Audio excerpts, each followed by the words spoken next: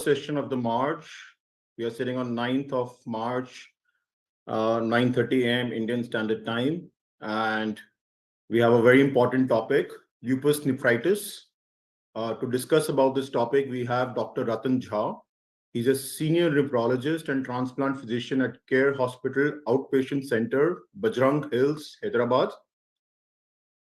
Dr. Jha has worked as a nephrologist and DNB training teacher for the last 3 decades and is considered to be the best nephrology doctor in Hyderabad. He has also been invited as a faculty for many conferences. He has been NBE Delhi examiner for nephro super specialty for several years. He has been author for multiple book chapters and participated in various clinical drugs trials in nephrology. So we welcome you for enlightening us for this topic, and over to you.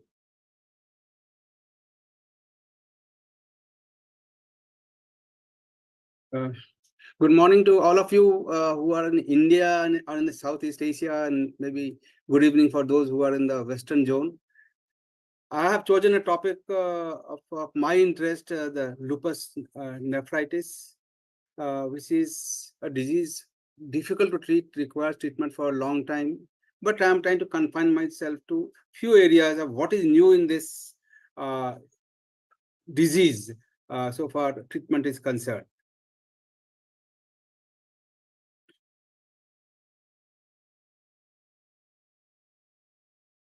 Not moving. You need to click the slide or the arrow button. This is yes. Yeah. We are all aware of the fact that SLE, which is also called in medical terms as lupus, is not uncommon anymore. We in India are seeing this disease of late quite frequently, which was not a case when I was an MBBS student, say 30 years back, or maybe the MD student. That time we used to see less often, which is pointing to the fact that probably there is an environmental change which is increasing the incidence of this autoimmune disease. Besides the investigation facilities for making a diagnosis early, it is reported that it affects 1 in about 1,000 people in UK, and the prevalence in US, which is estimated to be 15 to 50 per lakh. That is to say that it is a common autoimmune disease in the recent times. And despite improvement in the survival over the last 4 decades, the lupus patient still die on average 25 years earlier compared to their other counterparts, both male and female, as reported in the UK data. It is a disease which is punctuated by flares and disease exacerbation of varying severity, which requires therapy with the consequences of immunosuppression-related morbidity worsening. Flares in SLE patient therefore incur significant clinical financial burden to the patient and needs many times exclusion of mimetics, because many times infections have a similar kind of presentation as we see flares in SLE patient. And hence it requires a diagnosis which has to be precise. SLE, we know, affects multiple organs, and hence it can be seen by different specialists at different times. It is an autoimmune disease, but has a heterogeneous kind of presentation.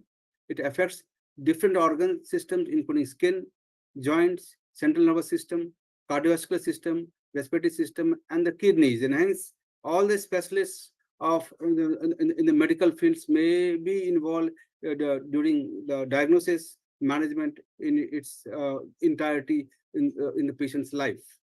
Organ damage as a consequence of disease is expected, but the long-term use of some of the treatments are also key determinants for the patient's quality of life.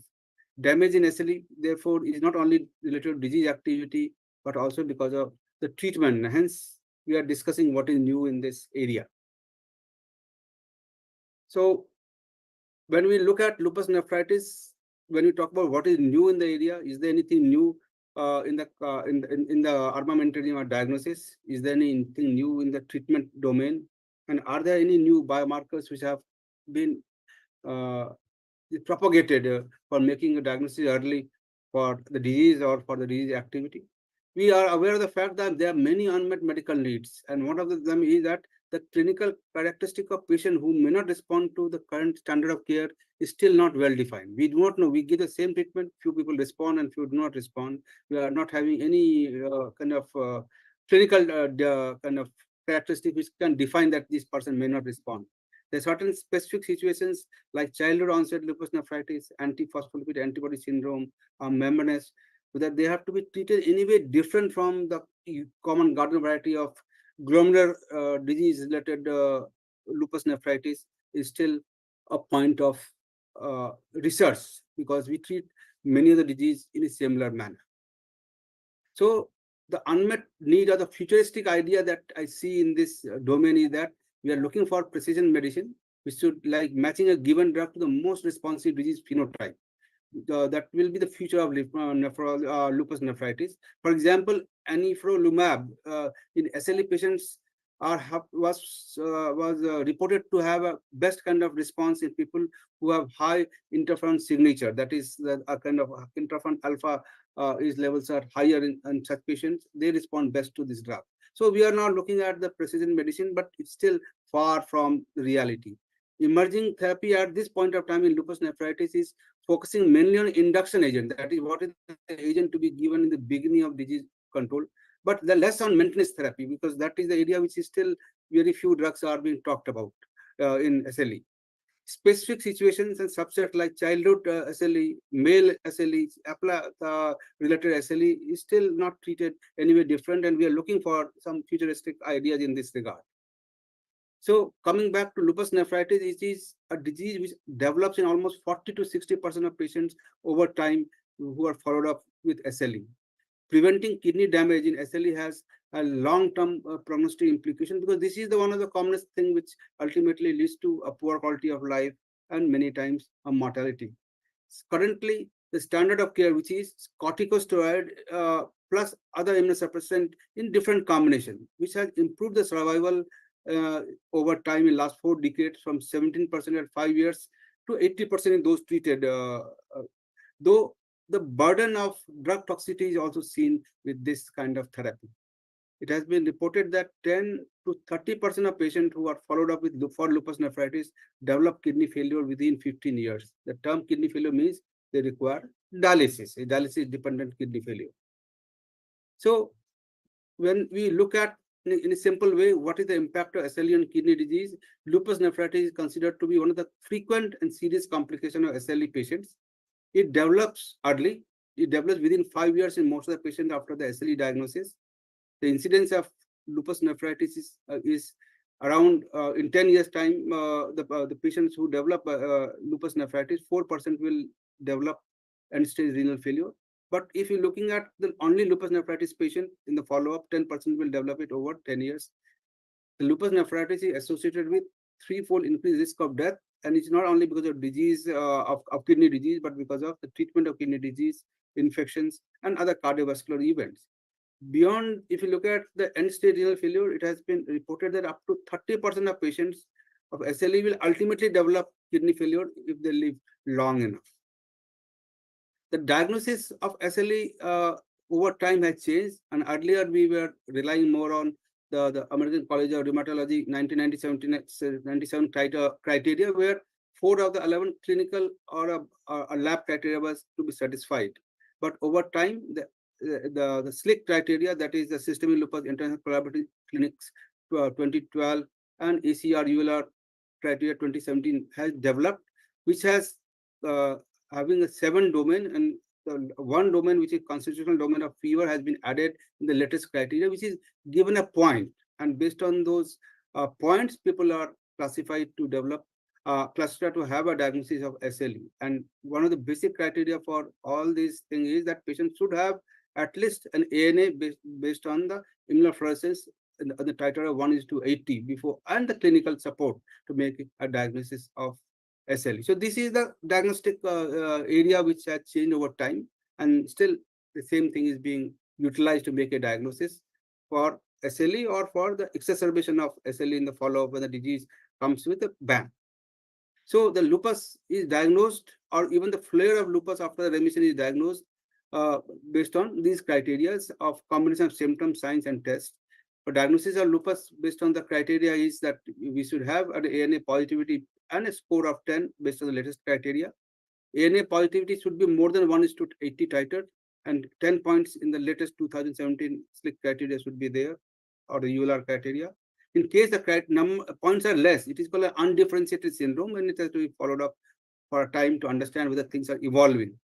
Flare of SLE after the disease has become quiescent or has decreased is diagnosed by the increased activity in more than one domain. That we have talked about, that there are 7 domains of making a diagnosis of the SLE, clinical domains. At least there should be increased activity in more than one domain. For example, kidney domain and skin domain. 2 domains, if there are increase in activity of symptoms or signs, that means the disease has come back. So the combination of symptoms and signs and tests is important to make a diagnosis of SLE, which can be any kind of criteria can be utilized based on the remembrance that symptoms and signs based on ACR 97 or SLIC 12 or ULR 17. All of them have been validated. We use ULR criteria to make a diagnosis of SLE. Lab evidence of NA positivity of more than 180 is very important. And if it is associated with increased double-stranded DNA and low C3C4 activity, it is a kind of marker of disease activity and the flare in the follow-up. We need to have an appropriate biopsy evidence, like a renal biopsy or skin biopsy as may be required, or a radiological evidence of a damage in the form of X-ray, CT scan, and MRI to supplement the diagnosis of SLE disease activity or a complication of disease therapy. But one has to remember that there's hardly any kind of category where ANA negative lupus is talked about. That was a earlier kind of description of 95% being ANA positive and 5% could be ANA negative. But a patient who is treated for SLE, the ANA negativity could be seen as shown in the slide. One of the common reasons for ANA negativity could be the patient has gone into remission. That is one of the reasons for ANA negativity in a patient of SLE in the follow-up. Though anti-B cell therapy like rituximab, or a patient who is on dialysis they may have an ANA negativity. There are other reasons which I mentioned, like person having heavy proteinuria antibody may be lost, or there are other kinds of SLEs where the markers are not nuclear, it is in the cytoplasmic domain, or titers are too low to be picked up. So American College of Rheumatology has given these 7 reasons when you may have an ANA negativity in lupus, and you should not feel that that may be the only reason to exclude the disease. But that is one of the basic criteria to making a diagnosis in an appropriate setting. The diagnosing a flare in SLE after the disease has been treated is always perplexing because the disease is multisystemic in nature, and the signs and symptoms which are seen in the flare have very low or very at the most modest specificity for its association. So it should be always discriminated from other conditions such as infections and drugs or toxicity before we make a diagnosis of a lupus flare in a patient who has been treated for the disease with standard of care. The burden of flare in this disease is quite high, and it has been reported that within 1 to 2 years after the patient has been treated with getting into remission, 20 to 25% of people may have a kind of rebound of the same kind of domain activity. And 40 to 66% of patients can develop this disease over 5 to 10 years as a flare effect. And it has been reported that 70 to 80% of flares are only mild or moderate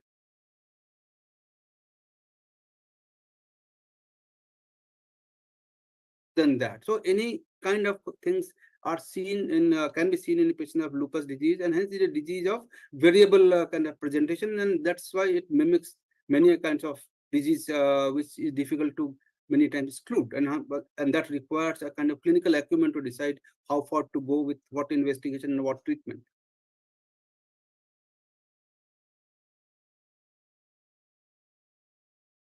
So in this regard, when we are looking at the disease flare, we were looking at various biomarkers, and we're looking still at emerging biomarkers. The traditional biomarker is anti-double-stranded DNA. When it is high, we consider that the symptoms could be because of the lupus flare. But there are many other emerging kind of biomarkers which are shown in the slide. The ALCAM, that is adhesion molecule, leukocyte adhesion molecule, which is also emerging as a very important biomarker. CD16, IgG, and many other biomarkers are mentioned in the slide, MCSF and NGAL, but they are not yet emerged as a tool to make a diagnosis, but it is being explored in the research domain. The three traditional biomarkers which are utilized in our day-to-day practice is anti-double strand DNA, complement level low, and C3 and C4. And this is linked to an increased disease activity. But the emerging biomarker that we talked about, that activated leukocyte adhesion molecule, is the ALCAM, is NGAL, BCAM, is also being utilized in research domains to see whether the combination of things can make a better diagnosis of lupus flare.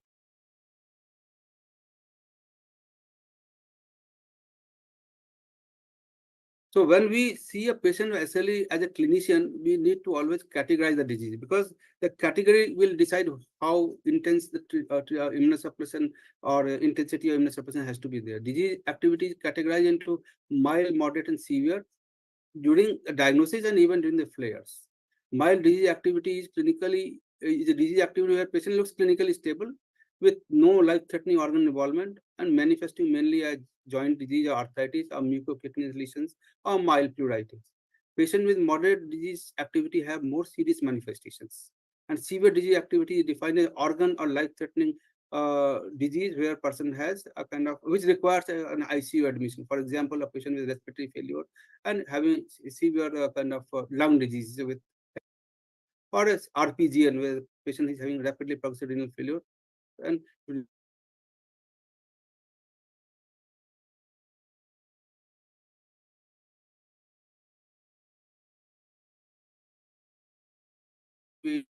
last 2 years. Like this is a female patient who was a class 5 lupus in total remission and had gone for a pregnancy as per the planned pregnancy. And as during the pregnancy, as she had some bleed, patient was put on uh, hormonal therapy. Following the hormonal therapy, there was a disease the activation, the post hormonal therapy, moderate flare during pregnancy, and it required a methylprednisolone therapy in low dose to control the disease activity, and patient had a kind of uncomplicated delivery. So this can happen in a situation where the disease is quite inactive, and suddenly with addition of one therapy, that the disease can become active. This was again a patient who was planning pregnancy, withdrew the drugs like MMF that was getting, and steroid was reduced to the lowest dose. And what was happened that within 2 to 3 months, patient came with breathlessness, and what we see in the X-ray chest as well as CT scan is a large amount of pericardial effusion, which was initially construed as possibly tubercular, but it was a disease activity of lupus nephritis, and patient ultimately received methylprednisolone with MMF with improvement in the general condition. The patient in the follow-up for last 6 months without any problem. So the disease can suddenly become active, the drug is discontinued. That is the message from this 2 cases that I wanted to show you. This is a patient postpartum presenting after the cesarean section with acute breathlessness and admitted in cardiology ward, thinking that this patient is having a kind of pneumonia. What we see in the X-ray chest is a kind of waist-shaped opacity, which was a kind of pulmonary infarct, which is supported by CT scan, which was due to undiagnosed SLE with Apla syndrome, which was treated subsequently.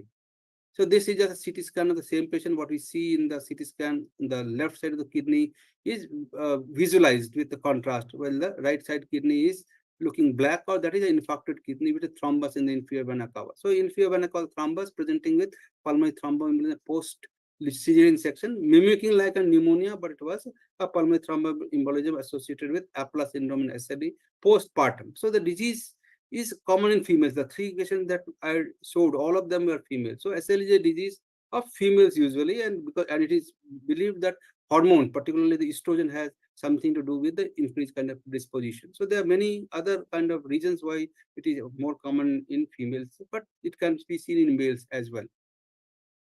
So this is just to highlight the point that when we see a patient with a complicated course and complicated kind of expectation, we need to categorize the patient into mild, moderate, and severe. And based on that, the initial therapy could be either form of local therapy or simple therapy like SCQ or methotrexate in mild disease. And in a case of severe disease, which is to be always properly assessed, where higher dose of prednisolone with azathioprine, MMF, or cyclophosphamide may be required. So this is a nice guideline, which is quite nice to use in our day-to-day practice. So as a nephrologist, when we see a patient in the follow-up, there's a kind of uh, abnormality in the reports, we try to talk about renal flare as two categories of renal flare, which is a proteinuric flare, where the proteinuria increases, and the proteinuria increase is said to be quantified as proteinuria more than 2 grams with no hematuria. And nephrotic flare is based on presence of increased number of RBC with change in the creatinine from the baseline by more than 30%. The nephrotic flare or a proteinuric flare may be treated a bit differently depending on the histology, but that has to be always followed up to decide whether treatment is making a difference or not. So that when we try to treat, we treat to target, etc. That is the approach for any kind of disease which requires a long-term therapy. And when we are trying to treat SLE patient, we should not only treat the organ, etc. We should ensure the long-term survival. We should prevent organ damage and optimize the patient's quality of life by looking at the drug toxicity and comorbidities. In this regard, the definition of remission, the Doris Task Force has defined various kind of things to make the clinician comfortable to decide which kind of therapy is required. The critical domains which is under the consideration for Doris Task Force has been clinical disease activity, surgical activity, duration, and treatment. Remission is defined as absence of major symptoms and signs of SLE that we talked about in the EULAR criteria. There's a term called remission on therapy, where patient is having some abnormality in the urine report or blood report, but patient is not having any clinical signs and symptoms of disease activity on low dose corticosteroid. So there is a term which is called serologically active and clinically quiescent SLE, where a person has to be followed up more closely to decide when to increase the dose of immunosuppression. So there are various facets of treatment in a patient of SLE which has to be appropriately understood. So in this regard, the KDIGO, that is the Kidney Disease Improving Global Outcome 2024, has given practice guidelines for lupus nephritis, it is a kind of visual abstract to summarize the findings. We said that when you make a diagnosis of lupus nephritis, biopsy is required only when patient is stable with a proteinuria more than 1500 gram per day, or patient has active urinary sediment in the form of presence of RBC with cast or decreasing eGFR. So there has to be, if a patient has a proteinuria less than 500 gram, it may not require a biopsy. The general measures have to be employed in all categories of patients, like using the hydroxychloroquine unless it is contraindicated, looking at the cardiovascular risk and delaying the cardiovascular risk and delaying the CKD progression by the standard of care, like the BP control with RAS blockade, using SGLT2 inhibitor as is appropriate, because that is one of the therapies which have been incorporated recently, preventing AKI by giving the appropriate drugs which are not nephrotoxic, and looking at the dyslipidemia, which is commonly associated with the use of high dose prednisolone. The use of this GNR analog or sperm oocyte preservation is also a part of therapy in people who want to become pregnant in future when they are getting cyclophosphamide. But cyclophosphamide dose should never be exceeding 36 grams. Ultraviolet light exposure has to be reduced. They have to use umbrella when going in the daytime, or use appropriate screen, rather, for the facial screen, that is the sun protective factor more than 40, to treat the bone density and fracture risk, and vaccinate the patient, because that is also a thing which kills the patient because of infection. Class 1 to class 5 lupus nephritis is treated in a different way. We do not treat class 1 and class 2 lupus nephritis with high dose of any immunosuppression.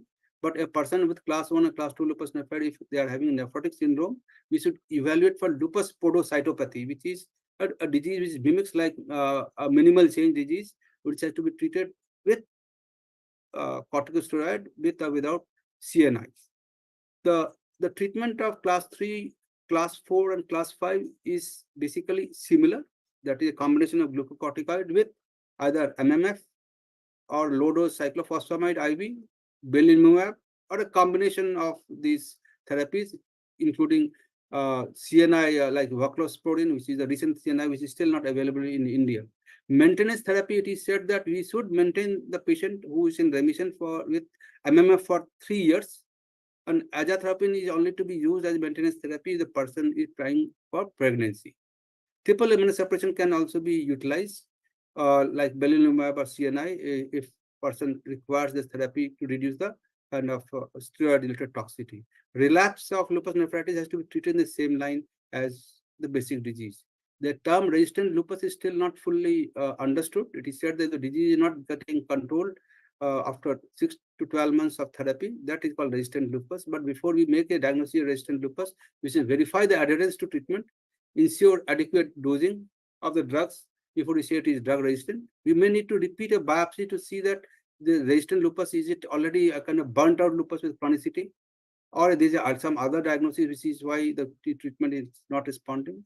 If the person is active, one has to switch to other therapy which have not been tried, like persons who are not received rituximab or biologicals, that will be tried, or extended dose of IV cyclophosphamide, or patient has to be part of some trial in case they are not responding to therapy. Pregnancy in lupus nephritis is to be avoided till the lupus nephritis is inactive for 6 months, because this is a common concern in people who are having lupus nephritis in young age. This one need to continue hydroxychloroquine throughout the pregnancy, with aspirin to be started within 4 months of pregnancy. Steroid and azathioprine can be utilized if required, and kidney failure and lupus nephritis will require a usual kind of dialysis followed by transplant as is appropriate. So that was the KDIGO guideline of 2024.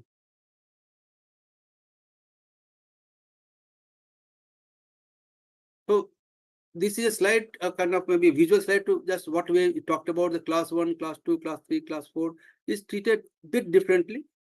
But the basic things are that we need to combine the kidney protective measures of BP control with RAS blockade, SCQ, with other therapies that we talked about, steroid in low dose, cyclophosphamide, MMF, and other therapies, which is called multi-targeted therapy of using tacrolimus or cyclosporin, or a BLIS-based therapy of belimumab, which is also a part of therapy in the recent times.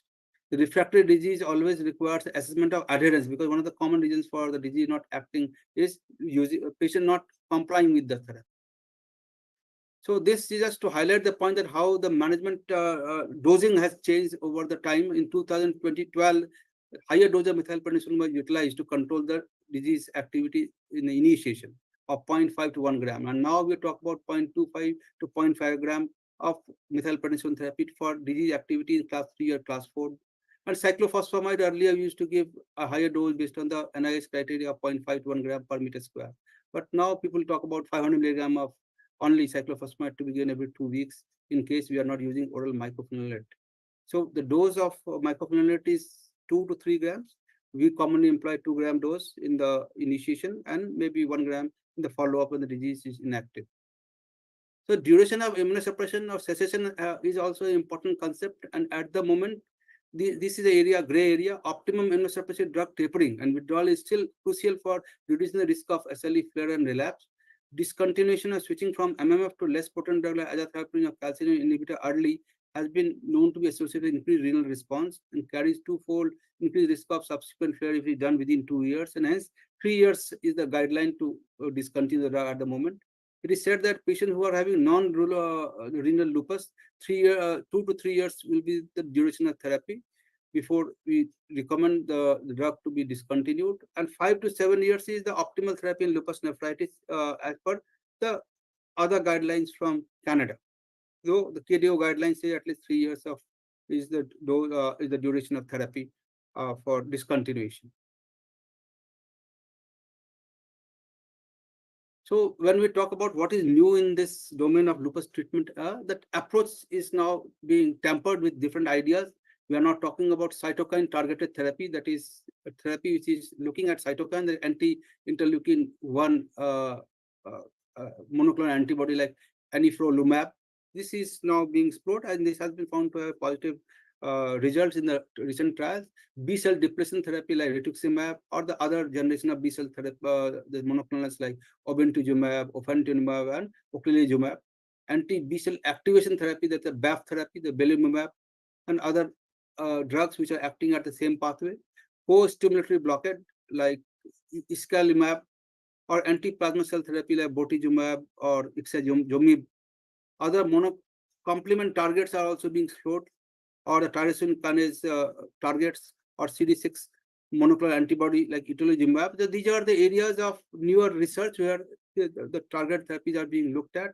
And at this moment, uh, th- these therapies are still experimental. What is shown in this slide is that because of the dysregulated this cell death, apoptosis, the dysregulated apoptosis because of various reasons, including viral infection, the nucleic acid which is released can activate the dendritic cells, and which as a kind of downstream kind of signaling of various pathways can produce an auto antibody which is detrimental and which can be blocked at different levels as shown in this slide, at the level of B cell, at the level of T cell, at the level of CD20, or at the level of BAF, or at the level of plasma cell. So these are the areas which are at the level of tyrosine kinase inhibitor. So these are being explored, and at this time, this is a slide which summarizes that what are the areas which have been found to be useful. Like in the Aurora trial, it was found that patients who are on voclosporin was found to have a better kind of response. Similarly, the seculizumab, which is acting at the level of interleukin 17A, is found to have a kind of positive report. The Nobility trial have found that this obinutuzumab, which is a drug which is similar to the rituximab, was found to be useful. Belimumab, which is acting at the level of Bliss factor, is also found to be useful. And similarly, anifrolumab that we talked about, the type 1 interferon, which is released after the activation of this primed dendritic cell, was found to be a kind of positive trial. So there are various areas of trials which have been shown in the slide, which is a newer therapy for lupus nephritis and has been approved by FDA, but has not been yet incorporated in the day-to-day practice of lupus nephritis. CAR therapy, that is a therapy which is utilized, which was usually which were earlier utilized for treating various kinds of malignancies, is now being talked about in the context of uh, treating resistant lupus, where the patients this leukocytes are separated, and by genetic engineering they insert certain genes which ultimately tries to kill the cells which are toxic for the body, and thereby it tries to control the disease. And this anti-CD19 CAR T cell therapy was found to be efficacious and tolerable in patients who were refractory to SLE. Being now explored in the context of resistant lupus, and this is a therapy which can be utilized in a kind of in a kind of experimental setting, as well as in the lupus trial setting, where these patients are not responding to therapy. So this is a kind of incorporation of ideas from treating malignancies. Bliss therapy, this is just a cartoon to show that what has been found in this trial, that when the patients were added belimumab to standard therapy, it improved the kidney outcome in patients with lupus nephritis. So this could be a triple drug combination, like we are using steroid, we are using MMF and belimumab to control the disease activity and quickly reduce the steroid dose. Aurora trial, the voclosporin was found superior to placebo for treatment of lupus nephritis, and it was concluded that voclosporin compared to placebo in combination MMF and low-dose steroid is useful, and this could be a kind of CNI which may be utilized more often in SLE compared to the tacrolimus or CNI that we are being using. So this is just to highlight the point that SLE is still a disease which is evolving over time, with the treatment options which are changing, and there are various trials which are there based on which the recommendations have come. And we are looking for newer trials which will be a kind of targeted trials for precision medicine in the patient of SLE. So if we look at the drug therapy of the past, we were using methotrexate, azathioprine, leflunomide, mycophenolate mofetil, cyclophosphamide, tacrolimus, cyclosporine, rituximab, and belimumab earlier for skin, but now also for the kidney. The newer treatment options which are part of recent therapies are voclosporin, anifrolumab, CAR therapy, and other rituximab-like therapies in patients of SLE, like obinutuzumab. So to come to the last few slides, newer drugs which are now approved in the last 3 to 4 years. Belimumab has been approved for lupus nephritis in 2020. Earlier, it was approved for skin disease in SLE. Voclosporin, a novel oral calcineurin inhibitor, has been approved for lupus nephritis in January 2021. And anifrolumab, an anti-interferon alpha monoclonal antibody, was approved for moderate to severe SLE in August 2021, making it the only new drug in SLE over a decade. So despite understanding the autoimmune process in SLE, still we are far from clear and far from reaching the goal of precision medicine. So when should we use biological is a moot point. Like now we are having more and more biologicals. There it has to be explored in the trials. Early initiation of biological therapy may achieve better response and reduce the corticosteroid toxicity. And it is believed that after conventional treatment, if the disease is not well controlled within 3 to 6 months, biological therapy should be considered. So to conclude, organ damage in SLE has a considerable impact on mortality and the quality of life. Treatment goal is not only to control the disease, but also to minimize the long-term consequences of organ damage and the drug toxicity. One may be able to avoid corticosteroid-related damage with the use of other steroid-sparing drugs like the biologicals that we talked about, belimumab. While some of the patients do quite well with SLE, there are many others who do not do well because of disease or the drugs. Using existing medication better by employing appropriate therapeutic strategies such as treating to target and looking at the patient individually with the recent investigation facilities will be the way to go forward. Despite advances in treatment, a significant proportion of SLE patient is prone to manifest one or more disease exacerbation, which incur in significant burden and may impact adversely on the long-term outcome.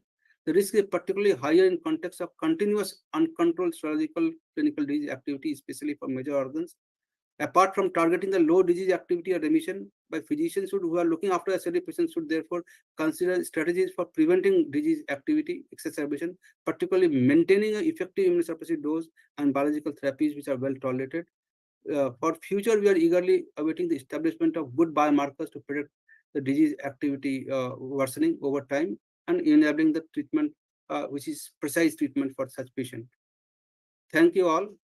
I conclude my talk, and if there are any questions, I'm willing to take up. Thank you.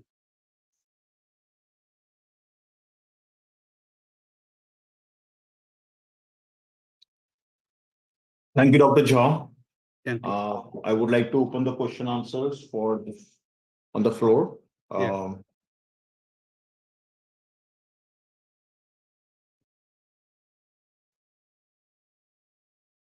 So Monica, would you like to say something?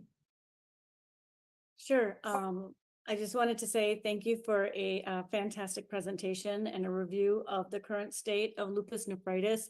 I think this is very important for everybody to recognize because of the high prevalence of the involvement of the kidney with patients who have lupus.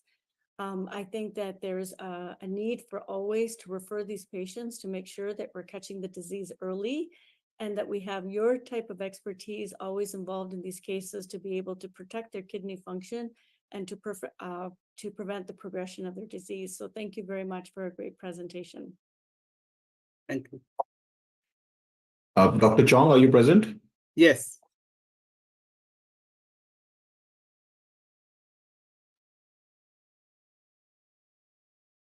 I think he might have a patient. Dr. Chong? Yes. Oh, Dr. Chiang, you say. Yeah. Hi, I'm sorry. I'm with a patient at the moment, so I've got to excuse me for a minute. Yes. Thank you very much, Dr. Jha. I listened to part of it just now, and it was excellent.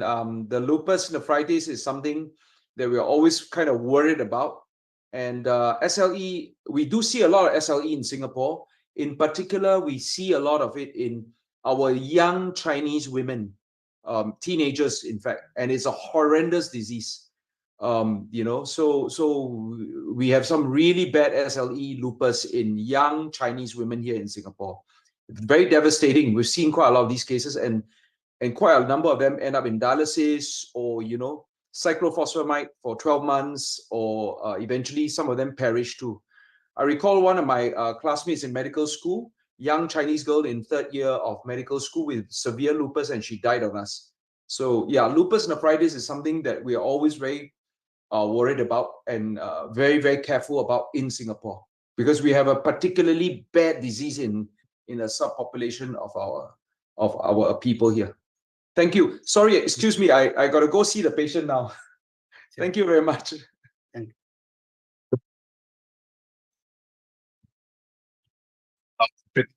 A lot of SLE.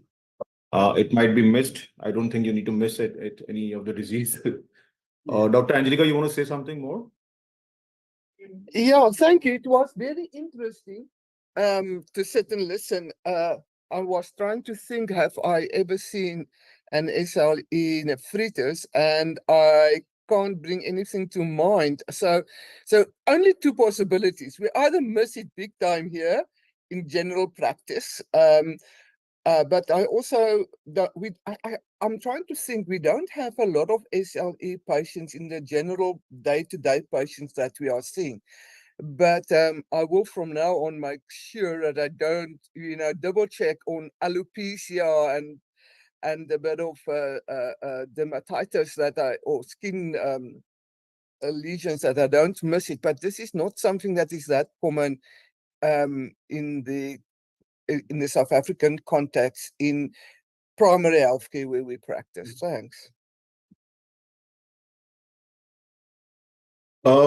Thank you, everyone. I don't see any more questions on the floor, so we would like to wind up this session in the interest of the time for the doctors. Yeah. Dr. Jha, thank you so much. Dr. Ravi, do you want to say something? You unmuted? No, nothing. Thank you. Okay. So, we would like to wind the session. Thank you, Dr. Ratan Jha, for your wonderful, insightful information on this topic. We would like to have you invited for many, many more forums. Thank you for your time, and everyone else, thank you for joining. Stay tuned. Thank you.